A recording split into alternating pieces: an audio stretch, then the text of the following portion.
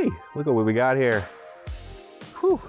Just call me Peter Piper because this boy's out here picking peppers, and not only picking, but growing. I've grown over 60 varieties in my 10+ years gardening, and I help you grow them better in today's video because there's so much that you need to know before you get your peppers in the ground, or even if you have them in the ground, some things you can do now to improve their yield.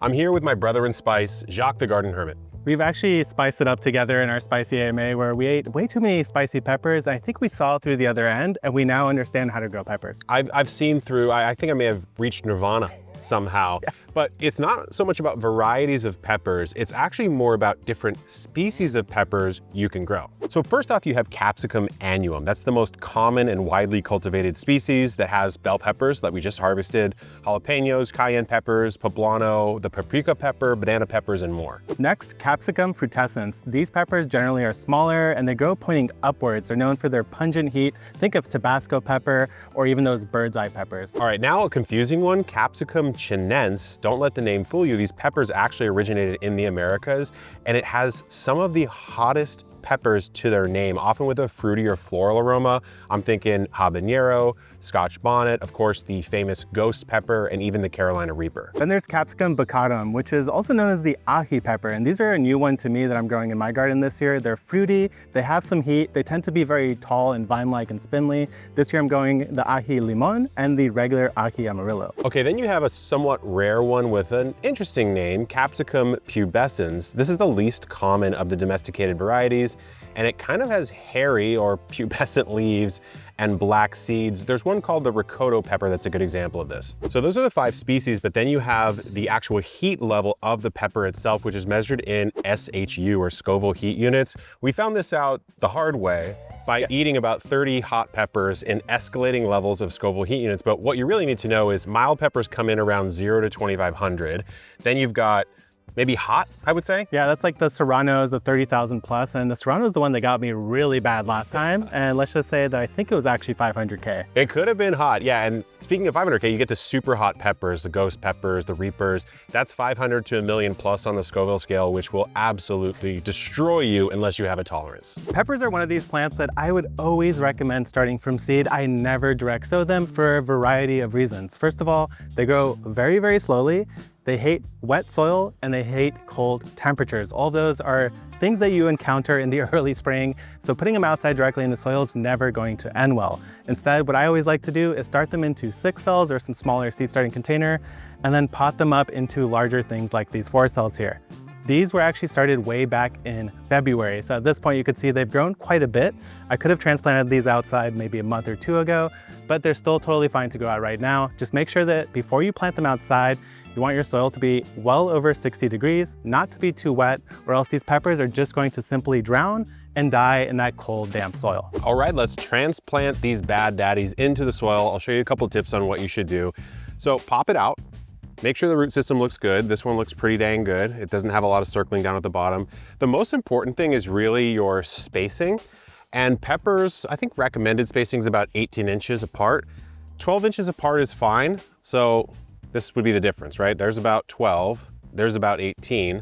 But, you know, when you plant on something like a corner of this raised bed right here, well, this is almost infinite spacing on this side. So I could cheat something a little bit closer here because it's going to be able to come over this way. You don't need to do too much here. You just grab a trowel or even your hands are fine. Come in, I don't break the soil up too much unless it's very, very root bound.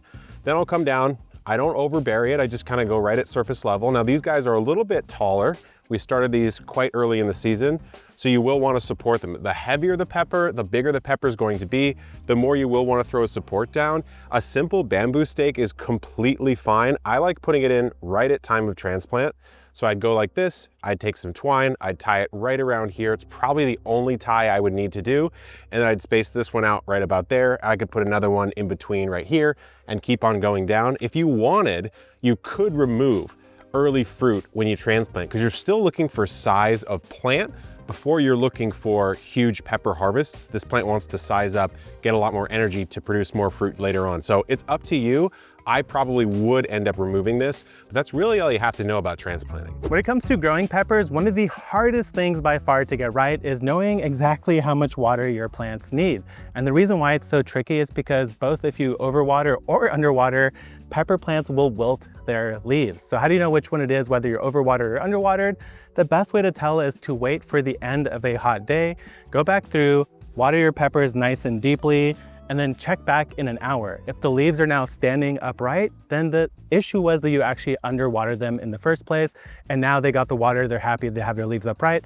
If the leaves are still hanging and drooping low, you've probably been overwatering and your soil is super soggy and wet. The easiest way to tell is to take your finger, do the finger test, just shove it into your bed. If it comes up slightly dirty like it is right now, then your soil definitely has water. If it comes up entirely clean, your soil is bone dry, and that's also an issue. The other thing to keep in mind when growing peppers is that you can actually fertilize them throughout the entire growing season. What I like to do is I put a little bit of fertilizer in the hole at the time of transplanting, and throughout the season, if I feel like they're looking a little sad, like the leaves are turning yellow, then I'll go back through and add a little bit of liquid fertilizer. The other thing I'll note though is that if your leaves are turning yellow, that can be a sign of overwatering as well.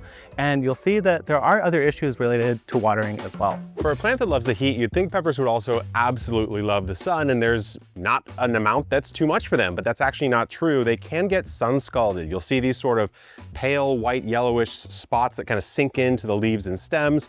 Really good sign that they've gotten burned by the sun. Throw some shade cloth over them. That's the foolproof way. At least a shade cloth that blocks 30% of the sunlight can really help protect your peppers.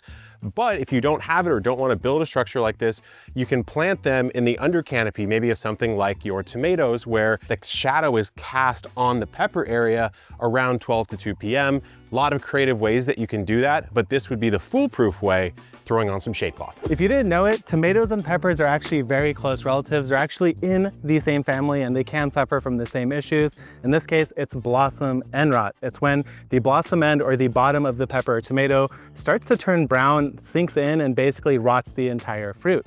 Now, this can be a calcium issue. Usually it's the calcium getting to the plant itself.